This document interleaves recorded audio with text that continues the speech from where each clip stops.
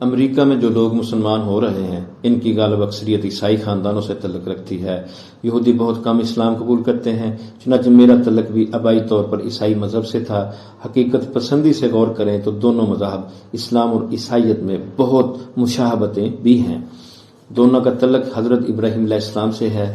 دونوں مشرق وسطی میں برپا ہوئے اور دونوں کو آغاز میں بے شمار سختیوں کا سامنا کرنا پڑا۔ دونوں کے پیچھے دو بڑی شخصیات کار فرما ہیں اور دونوں کا پیغام اور نسب العین انہی دو شخصیات سے منسوب ہے۔ ایک پیدائشی عیسائی کی حیثیت سے مجھے تعلیم دی گئی کہ حضرت مسیح خدا کے بیٹے ہیں، چنانچہ جو پیغام وہ لائے اور جو تعلیمات ان سے منسوب ہیں ان پر اس عقیدے کا گہرا پرتو نظر آتا ہے، اور اس طرح اس مذہب میں پیغام پر پیغمبر حاوی ہو گیا۔ تعلیمات جیسی بھی تھیں پس منظر میں چلی گئیں، لیکن اسلام میں ایسا نہیں ہے۔ پیغمبر اسلام حضرت محمد صلی اللہ علیہ وآلہ وسلم پر وحی نازل ہوئی، وہ خدائی پیغام پر حاوی نہ ہوئے۔ پیغمبر اسلام کی زندگی مثالی زندگی ہے، اور اس اعتبار سے وہ مسلمانوں کے لیے بہترین نمونہ ہے کہ انہوں نے اللہ کے پیغام کو اپنی زندگی پر بہترین انداز میں لاگو کر کے دکھایا۔ پیغمبر اسلام کا طریقہ حیات اور مختلف حالات اور مواقع پر ان کا طرز عمل مسلمانوں کے لیے ایک ایسا نمونہ اور ماڈل ہے جس کو مختلف معاشرتی اور اخلاقی حوالوں سے قابل تقلید بنا سکتے ہیں۔ حضرت محمد صلی اللہ علیہ وسلم کی سیرت کی تقلید بجائے خود مطلوب و مقصود نہیں، بلکہ وہ رضا الہی کے حصول کا ایک ذریعہ ہے۔ مثال کے طور پر میرے قبول اسلام میں اگرچہ مختلف عوامل کار فرما ہے، لیکن قرآن کی محکم صداقت نے مجھے سب سے زیادہ متاثر کیا۔ میں کالج میں پڑھ رہی تھی جب پہلے قرآن سے میرا تعارف ہوا۔ میں نے اس کا مطالعہ کیا تو اس کے حسن و کمال نے مجھے مبہوت کر دیا۔ اسلام کی ایک طرز زندگی کا نام ہے، اور اس طرز زندگی کا بہترین عملی نمونہ پیغمبر اسلام کی حیات مقدسہ ہے۔ چنانچہ پہلے میں نے اسلام کو سمجھنے کے لیے جہاں قرآن کا مطالعہ کیا، وہاں میں نے پیغمبر اسلام حضرت محمد صلی اللہ علیہ وسلم کی مبارک زندگی کے بارے میں بھرپور معلومات حاصل کی، اور میں آپ کی شخصیت، سیرت اور کارناموں سے بے حد متاثر ہوئی اور 4 سال قبل اسلام قبول کر لیا۔ میں نے اچھی طرح جان لیا کہ اسلام اللہ کا سچا دین ہے اور حضرت محمد صلی اللہ علیہ وسلم اللہ کے سچے نبی ہیں، بلکہ اس دین کی بہترین عملی تصویر بھی ہیں۔ اسلام قبول کرنے سے پہلے میں نے سمجھ لیا تھا کہ کلمہ پڑھنے کے بعد مجھے اپنی زندگی اور عام رویے میں بہت سی تبدیلیاں لانی ہوں گی، اور خاندان اور احباب کی طرف سے مجھے بہت سی آزمائشوں کا بھی ضرور سامنا کرنا پڑے گا۔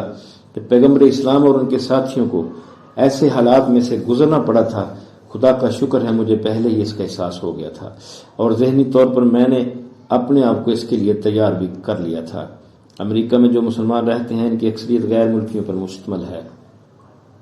ان میں سے اکثر کی مالی حالت مضبوط و مستحکم ہے، اور اگرچہ ان کی گھریلو زندگیاں مکمل اسلامی نہیں ہیں، لیکن مذہب اسلام سے ان کا تھوڑا بہت تعلق قائم ہے۔ کوئی امریکی عیسائی نے دیکھ کر مسلمان ہونے کا سوچ بھی نہیں سکتا۔ اللہ کا شکر ہے کہ میں مسلمانوں کو دیکھ کر نہیں بلکہ اسلام کو سمجھ کر مسلمان ہوئی۔ میں نے اسلام قبول کیا تو مجھے اندازہ تھا کہ میں اسلام کے بارے میں فوراً ہی ساری معلومات پر حاوی نہیں ہو سکوں گی، لیکن مسلمان ہوئے بمشکل 1 آدھا دن ہی ہوا تھا کہ غیر مسلم احباب کی طرف سے سوالات کی بچھاڑ ہو گئی۔ اس طرح میں پر امید تھی کہ جمہوری روایات کے اس ملک میں مجھے پریشان نہیں کیا جائے گا، لیکن متعصب عیسائیوں نے مجھے تواتر کے ساتھ ستانا شروع کر دیا، اور ان میں سے اکثر مجھے دیکھتے ہی شور مچا دیتے، جہنم میں جاؤ، جہنم میں جاؤ۔ میں اس خوش فہمی میں بھی مبتلا تھی کہ مسلمان ہونے کے بعد مجھ سے تنگ نظری کا سلوک نہیں ہوگا، لیکن ہوا یہ کہ مجھے حجاب میں دیکھتے ہی بہت سے لوگ نفرت اور حقارت کا رویہ اختیار کرتے اور بد اخلاقی سے پیش آتے۔ اس طرح اندازہ ہو گیا کہ عیسائیت کا ایک فرقہ چھوڑ کر دوسرا اختیار کرنا بہت ہی آسان ہے، لیکن اسلام قبول کرنا گویا بھیڑوں کے چھتے میں ہاتھ ڈالنے والی بات ہے۔ اسلامی شعار اختیار کرتے ہی گویا ارد گرد بھونچال آ جاتا ہے اور ہر شخص کاٹنے کو دوڑتا ہے۔ مسلمان ہوتے ہوئے میرے وہ دن سکون سے گزرتے ہیں جب میں مسجد میں جاتی ہوں، وہاں جا کر پتہ چلتا ہے کہ میری امریکہ میں خواتین اسلام قبول کرتی ہیں تو انہیں میری ہی طرح قسم کی آزمائشوں سے دوچار ہونا پڑتا ہے۔ چنانچہ مسجد میں اپنی نو مسلم بہنوں کے واقعات اور تجربات سن کر اندازہ ہوتا ہے کہ مشکلات کے اس صحرا میں اکیلی نہیں، دوسری بہنوں کی باتیں سن کر بڑی ڈھارس ملتی ہے اور اس مشکلات و مسائل کا مقابلہ کرنا آسان ہو جاتا ہے۔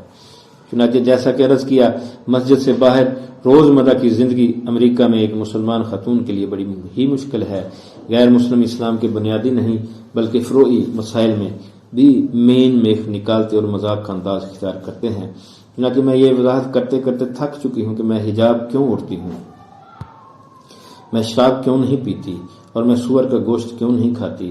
ایک روز میرا بہت ہی برا حال ہوا جب عیسائیوں کے مورمن فرقے سے تعلق رکھنے والے میرے باس نے پوچھا کہ تم کون سے چرچ میں حاضری دیتی ہو، اور جب میں نے بتایا کہ میں اسلام قبول کر چکی ہوں اور کسی چرچ میں نہیں جاتی تو وہ 2 گھنٹے تک مجھ سے بحث کرتا رہا۔ اس نے اسلام کے بارے میں جو من گھڑت اور فضول باتیں سن رکھی تھیں وہ دہراتا رہا اور میں بے بسی سے یہ سب کچھ سنتی رہی۔ سچی بات ہے ان سے بیشتر اعتراضات کے میرے پاس جوابات نہ تھے۔ اس طرح کی پریشان کن صورتحال پیدا ہوتی ہے تو مجھے اپنے آپ پر ترس آنے لگتا ہے، لیکن خدا کا شکر ہے دل زیادہ گھبراتا ہے تو بے اختیار نبی اکرم صلی اللہ علیہ وسلم کے صحابہ کے بارے میں سوچنے لگتی ہوں، اور وہ غیر معمولی مصائب نظروں کے سامنے گھومنے لگتے ہیں جن سے انہیں سابقہ پیش آیا تھا، اور انہوں نے کمال صبر و عظیمت اور حکمت سے ان کا مقابلہ کیا تھا۔ تب مجھے اپنی پریشانی بہت ہی ہلکی محسوس ہونے لگتی ہے اور راحت و اطمینان کی ایک خاص کیفیت میرے دل اور دماغ پر طاری ہو جاتی ہے۔ اس حوالے سے میں یہ بھی سوچتی ہوں کہ میرے سامنے تو حضور صلی اللہ علیہ وسلم اور آپ کے صحابہ کرام رضی اللہ عنہم کا اسوہ اور نمونہ موجود ہے جو میری ہمت بندھا رہا ہے، جبکہ ان کے سامنے ماضی کی کوئی مثال نہ تھی۔ انہوں نے صرف اللہ کے بھروسے پر ایمان یقین سے حالات کا مقابلہ کیا، اور اس طرح میری مشکلات ان کے مقابلے میں کوئی حیثیت نہیں رکھتی۔ مزید غور کرتی ہوں تو نبی اکرم صلی اللہ علیہ وآلہ وسلم محسن انسانیت ہی نہیں مجھے میرے ذاتی محسن بھی نظر آتے ہیں۔ انہوں نے اللہ کی جانب سے ہدایت کی روشنی بھی ہم تک پہنچائی اور پھر آزمائشوں میں ذہنی سہارا بھی فراہم کیا۔ لاکھوں درود و سلام آپ کی ذات گرامی پر رہا۔ الحمدللہ آج کی شخصیت کا تعارف ختم ہوا۔ انشاءاللہ پھر کسی دوسری شخصیت کا تعارف لے کر آپ کی خدمت میں حاضر ہوں گا۔ اللہ حافظ۔ اللہ آپ کا حامی ناصر ہو۔